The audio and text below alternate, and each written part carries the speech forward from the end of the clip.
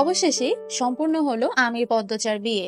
এত প্রতীক্ষার পর অবশেষে নিজের বউ রূপে পেয়ে গেল পদ্মজাকে আমির। কিন্তু বিয়ের রাতেও সে আমির পদ্মজা অবধি পৌঁছতে পারছে না। কেন জানেন? কারণ কাল রাত্রি, যদিও এটি মুসলিম ধর্মে খুব একটা প্রচলিত না, এই জিনিসটা মানা হয় না, কিন্তু তারপরেও গ্রামের মানুষ বিধায় এই জিনিসটা ফলো করে। সো বিয়ের রাতে পদ্মজা অবশেষে আমিরের দাদুর সাথে ঘুমলো। কিন্তু সেখানে কি অদ্ভুত ঘটনা ঘটলো, পদ্মজার সাথে কি ভয়ঙ্কর ঘটনা ঘটলো সেই রাতে, সেটা শুনতে থাকো। আর সবচেয়ে বড় কথা, হাওলাদার বাড়িতে কি এমন রহস্য লুকিয়ে আছে যে কারণে এই বাড়ির আশেপাশে ঘোরাঘুরি নিষেধ। শুধু তাই নয়, ছেলের বউকে কেন ঘরবন্দি করে রাখা হয়েছে, সারা দিন রাত সে কান্নায় জর্জরিত থাকে, কেন তাকে পাগল অপবাদ দিয়ে আটকে রাখা হয়েছে, সবকিছুর রহস্য জানতে পারবেন আস্তে আস্তে। শুনতে থাকুন আমি পদ্মজার রোমান্টিক থ্রিলার উপন্যাস। আর আমাদের চ্যানেলটি অবশ্যই সাবস্ক্রাইব করে রাখবেন। শুরু করে ফেলি, চলেন। আমি পদ্মজা, পর্ব 29। নূরজাহান শক্ত করে পদ্মজার হাত ধরেন, ক্ষীণ স্বরে বললেন, ঘরে আহো, পরে কইতাছি। কান্নার শব্দ ধীরে ধীরে কমে যাচ্ছে। নূরজাহান পদ্মজাকে নিয়ে নিজের ঘরে ঢুকেন। আমির চেয়ার টেনে বসার জন্য প্রস্তুত হতেই নূরজাহান হৈ হৈ করে উঠলেন, তুই বইতাছস কেন? আমির হকচকিয়ে গিয়ে বলল, মানে? বউয়ের ধারে আর থাকুন যাইব না, আইজ কাল রাত্রি। মুসলমানদের কাল রাত্রি পালন করতে নেই, গুনাহগার হবেন, বলল পদ্মজা। তার মাথা নত। প্রথম দিন এসেই কথা বলা ঠিক হলো কিনা ভাবছে। মুখের উপর কথা শুনে নূরজাহান কড়া চোখে তাকান। পদ্মজা দেখার পূর্বে সেকেন্ড কয়েকের মধ্যে চোখের দৃষ্টি শীতল রূপে নিয়ে আসেন। তিনি পদ্মজাকে প্রশ্ন করলেন, গেরামের রেওয়াজ ফালায়া দেওয়ান যাইব? নূরজাহানের কণ্ঠ স্বাভাবিক। পদ্মজা নির্ভয়ে চোখ তুলে তাকালো, বলল, যা পাপ তা করতে নেই দাদু। জেনে শুনে ভুল রেওয়াজ সারা জীবন টেনে নেওয়া উচিত না। আমার কথা শুনে রাগ করবেন না।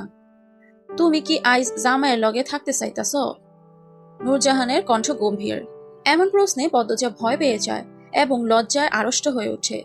আমতা আমতা করে বলল, না, তেমন কিছু না। পদ্মজা আর চোখে আমিরকে দেখে আবার চোখের দৃষ্টি নত করে ফেলল। আমির নূরজাহানকে জড়িয়ে ধরে বলল, আমি যাচ্ছি বুড়ি। এরপর পদ্মজার দিকে তাকিয়ে হাত নেড়ে কোমল কণ্ঠে বিদায় জানালো, আল্লাহ হাফেজ পদ্মবতী। পদ্মজা নতজানু অবস্থায় মাথা নাড়ালো। আমির ঘর থেকে বেরিয়ে যায়। পদ্মজা ধীরে ধীরে মাথা উঁচু করে নূরজাহানকে দেখে। ঢোক গেলে বলে, রাগ করেছেন দাদু? নূরজাহান হাসলেন। পদ্মজার এক হাত ধরে বিছানার কাছে নিয়ে যান, বললেন, আমার বইনে তো ঠিক কথাই কইছে, গুসা করতাম কেরে? পদ্মজা স্বস্তির নিঃশ্বাস নিল। নূরজাহান বললেন, তুমি বউ, আমি জ্যোৎস্নার মারে ভাত দেওয়ানের কথা কইয়াইতাছি। আমি খেয়েছি দাদু, তখন খাওয়ালেন আম্মা। ব্যাগটা কই, শাড়িটা খুইলা আরেকটা পরো, সিঁদুর রঙেরটা পরবা। বলতে বলতে নূরজাহান ব্যাগ থেকে সিঁদুর রঙের শাড়ি বের করলেন, পদ্মজার দিকে এগিয়ে দিলেন। পদ্মজা হাত বাড়িয়ে শাড়ি নিল, জানতে চাইল, কোথায় পাল্টাবো? খাড়াও, দরজা লাগায়া দেই, ঘরেই পাল্টাও, আমারে শরমাইও না বইন, তোমারও যা আমারও তা। পদ্মজা শাড়ি হাতে নিয়ে চারপাশে চোখ বুলিয়ে শাড়ি পাল্টানোর মতো উপযুক্ত জায়গা খুঁজতে থাকে। পালঙ্কের পেছনে চোখ পড়ে। পদ্মজা সেদিকে গিয়ে শাড়ি পাল্টে নিল। এরপর নূরজাহানের উদ্দেশ্যে প্রশ্ন ছুড়ে দিল, দাদু, তখন কাঁদছিল কে? নূরজাহান বিছানায় বসতে বসতে জবাব দেন, আমার খলিলের বড় স্যারার বউ। পদ্মজা 2 কদম এগিয়ে আসে। আগ্রহ ভরে জানতে চায়, কেন কাঁদছিল? ওনাকে কি ঘরে আটকে রাখা হয়েছে? বউ আমার ধারে বউ। পদ্মজা নূরজাহানের সামনে ঝুঁকে বসে। নূরজাহান বললেন, তোমার চাচা হৌরের বড় স্যারার বউ রুম্পার গত বৈশাখ মাথা খারাপ হইয়া যায়, এরে ওরে মারতে আসে, কাউরে চিনে না, নিজের স্বামীরেও চিনে না। আলমগীর তো এখন ঢাকার থাহে, আমির তো গ্রামে আইছে অনেকদিন হইল, আলমগীর শহরে আমিরের কামড়া করতে আছে, এই লাইকেই তো আলমগীর বিয়াত আইছিল না, রুম্পা তোমার হাউরিরে দানিয়া মারতে আইছে, এজন্য আপনারা ঘরে আটকে রাখেন ওনাকে। হুট করে কেন এমন হলেন?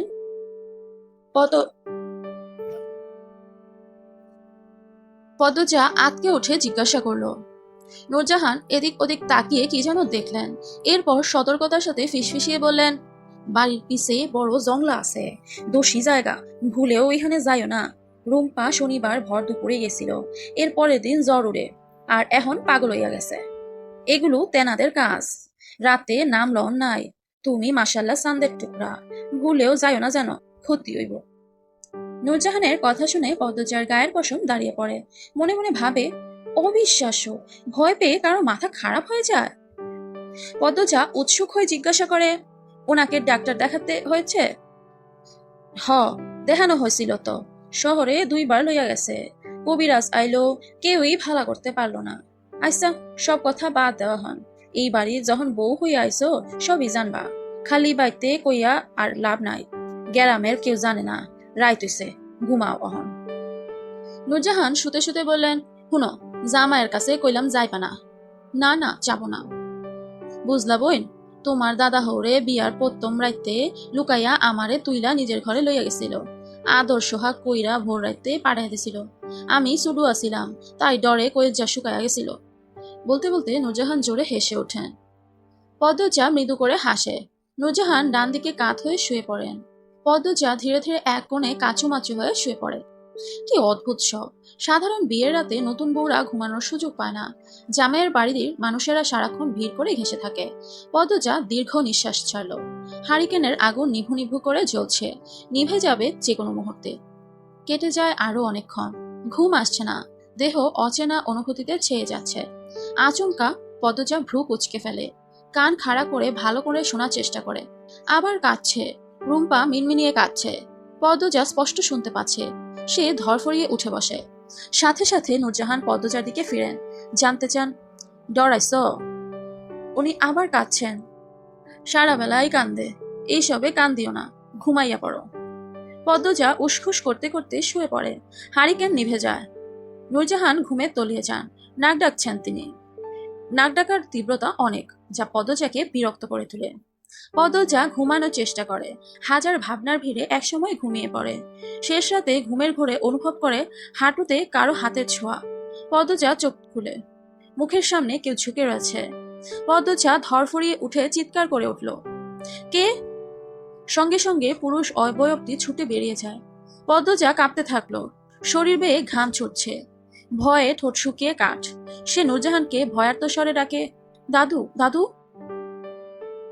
নূরজাহান একটু নড়ে চড়ে আবার ঘুমিয়ে পড়লেন।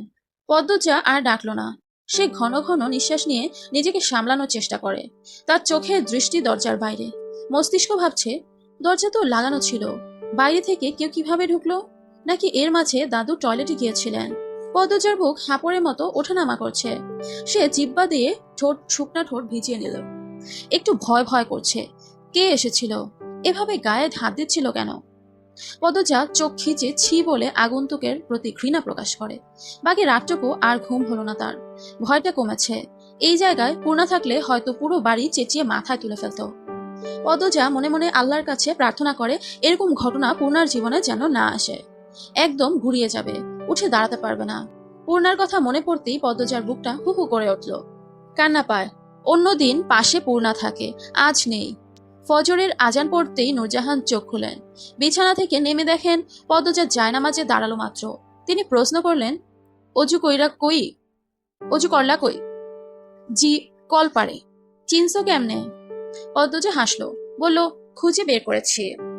নূরজাহান চোখ মুখ শক্ত করে বলেন, নতুন বউ রাইতের বেলা 1 লাখ ঘুরাঘুরি কইরা কলপার খোঁজার দরকার আছিল? আমারে ডাকলেই পারতাম। পদ্মজা মাথা নত করে অপরাধী স্বরে বলল, ক্ষমা করবেন দাদু। কি কাল আইলো? আচ্ছা, পড়ো এখন, নামাজ পড়ো। নূরজাহান অসন্তোষ ভাব নিয়ে ঘর থেকে বেরিয়ে যান। পদ্মজা 2 চোখ ছলছল করে ওঠে। যখন টের পেল এখনই সে কেঁদে দিবে, দ্রুত ডান হাতের উল্টা পাশ দিয়ে চোখের জল মুছে এরপর নামাজে মন দিল। পদ্মজাকে কাতান শাড়ি পরানো হয়েছে। বৌভাতের অনুষ্ঠান চলছে। সে এক বিশাল আয়োজন। বিয়ের চেয়েও বড় করে বৌভাতের অনুষ্ঠান হচ্ছে। অলন্দপুরে বাইরে থেকেও মানুষ আসছে পদ্মজাকে দেখার জন্য। আটপাড়ার প্রতিটি ঘরের মানুষ তো আছে। পদ্মজার চারপাশে মানুষের গিজগিজ। রাতে ঘুম হয়নি। পরনে ভারী শাড়ি, গহনা, এত মানুষ চারিদিকে। সব মিলিয়ে পদ্মজার নাজেহাল অবস্থা। মাথা নত করে বসে আছে সে। আপা। পূর্ণার কণ্ঠ শুনে মুহূর্তেই পদ্মজার ক্লান্তি উড়ে যায়। চকিতে চোখ তুলে তাকায়। পূর্ণা, প্রেমা, প্রান্ত ঝাঁপিয়ে পড়ে পদ্মজার উপর। পূর্ণা আওয়াজ করে কেঁদে উঠল, বলল, রাতে আমার ঘুম হয়নি আপা। পদ্মজার গলা জ্বলছে। প্রেমা পূর্ণা প্রান্তকে 2 হাতে জড়িয়ে ধরে, চাপা কণ্ঠে বলে, আমারও ঘুম হয়নি বোন। আপা চলো, বাড়ি চলো। কাল যাইবো, আজ না। এখন পদ্মজা আমরার বাড়ির সেল, লাবণ্য বলল। সে সবে মাত্রই এই ঘরে ঢুকলো। পদ্মজার জন্য খাবার নিয়ে এসেছে। পূর্ণা রাগ নিয়ে বলল, আমার বোন আমি নিয়ে যাব। আমাদের আপা আমরা নিয়ে যেতে এসেছি, বলল প্রান্ত। রানী প্রান্তর কাঁধ টেনে বলল, পেকে গেছিস তাই না? ও ছাড়ো রানী আপা, ব্যথা পাচ্ছে। ওরে মা, তুই শুদ্ধ ভাষাও শিক্ষা গেলি? রানী অবাক হয়ে জানতে চাইল। প্রান্ত অভিজ্ঞতার মতো হেসে বলল, ইয়েস। যারা যারা প্রান্তকে চিনে সবার চোখ ওপর থেকে বেরিয়ে আসতে চাইল। প্রান্ত ইংরেজি শব্দ বলেনি, যেন এখানেই বজ্রপাত ঘটালো। রানী চোখে মুখে বিস্ময়কর ভাব রেখে বলল, এই মুন্না, তুই মুন্না না অন্য কেউ? আমি মুন্না না, প্রান্ত, প্রান্ত মোড়ল। প্রান্তের কথা বলার ভঙ্গি দেখে সবাই হেসে উঠল। পদ্মজা হাসতে হাসতে রানীকে বলল, প্রান্ত অনেকগুলো ইংরেজি শব্দ শিখেছে। বউ মানুষ কেমনে দাঁত বাইর কইরা হাসতাছে দেখছো, বেহায়া বৌসারা। কথাটি দরজার পাশ থেকে কেউ বলল। অন্য কেউ কথাটা শুনতে না পেলেও পদ্মজা শুনতে পেল। সে সেদিকে তাকালো। অল্প বয়সী দুজন মহিলা এমন ভাবে তাকিয়ে আছে যেন পদ্মজাকে চোখ দিয়ে গিলে খাবে। পদ্মজা তাদের উদ্দেশ্যে হাসে। পদ্মজার হাসি দেখে মহিলা দুজন তদমদ খেয়ে গেল। দুইজন চাওয়াচাওয়ি করে একে অপরের দিকে, তারপর পদ্মজার দিকে।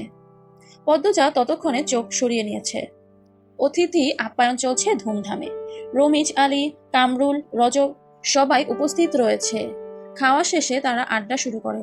রমিজ বললেন, মঞ্জুর, সেরা, জলিল, সঈদ এরা কি আইছে? কামরুল দাঁতের ফাঁক থেকে যত্ন করে গরু মাংস বের করেন। এরপর উত্তর দেন, না আহে নাই। হেদিন সৈদের বাপে আমার কাছে গেছিল। কেন গেছিল? সৈদ রে যাতে মাতব্বরের হাত থেকে বাঁচাইয়া দেয়। হেরা এখন কই আছে? আছে কোনো হানে, কয়দিন পর পরই তো উদা হইয়া যায়। এহনের সেরিদের দায় দায়িত্ব নাই বুঝলা। আমার যখন 10 বছর তখন খেতে কাজ করতে যাইতাম। কামরুলের কথা উপেক্ষা করে রমিজ অন্য প্রসঙ্গ তুললেন। ক্ষমতা যার বেশি, হ্যার সুখ বেশি। আমার মাইয়ারা নির্দোষ আছিল, তবুও কেমনটা করছিল সবাই। আইজ মাতব্বরের সেরা বলে কিছুই হইল না, বদলা আমরা বিয়া খাইতে আইছি।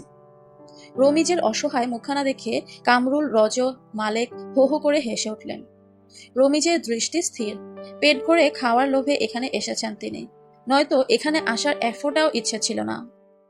পদ্মজা কিছুতেই খেতে পারছে না, অথচ ক্ষুধায় পেট চোচো করছে। চোখের সামনে এত মানুষ থাকলে কি খাওয়া যায়? পূর্ণা ব্যাপারটা ধরতে পেরে লাবণ্যকে বলল, লাবণ্য সবাইকে বেরিয়ে যেতে বলে। লাবণ্য সবাইকে বেরিয়ে যেতে বলে। কেউ শুনে না, তাই সে ফরিনা বেগমকে নিয়ে আসে। ফরিনা বেগম সবাইকে বলে বের হয়ে যেতে, দরজা ভিজিয়ে দিয়ে যান।